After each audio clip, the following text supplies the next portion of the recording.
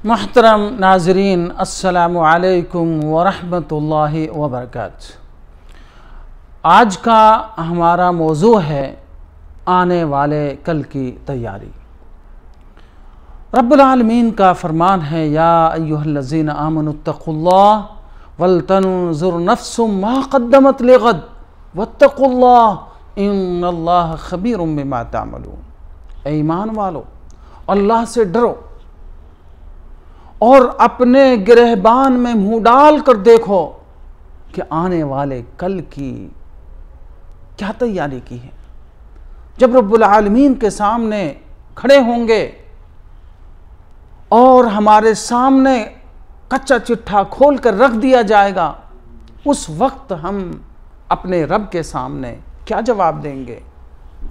फिर ताकीद फरमाई कि अल्लाह से डरो, क्योंकि अल्लाह ताला तुम्हारे आमाल से बाखबर है।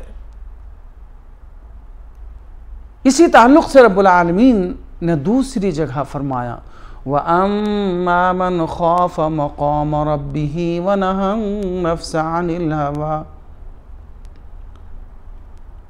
जो अपने रब के सामने खड़े होने से डर गया और अपने नफ्स को कंट्रोल किया, अपनी ख्वाहिशात नफ्सानी को दबा कर रखा, रब के अहकाम और फरामीन के मुताबिक अपनी ज़िंदगी गुजारी, तो फ़इन्नल जन्नत हियल मावा, उसका ठिकाना जन्नत है।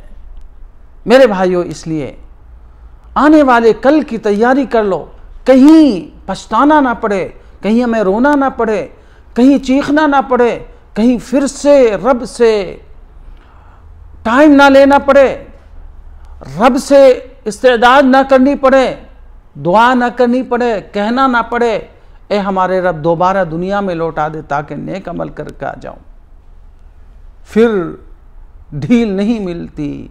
मेरे भाइयों, जो वक्त बाकी है, जो हमें ज़िंदगी मिली हुई है, ये दारुल अमल है, इसमें जो कुछ करना है हमको इसी में करना है।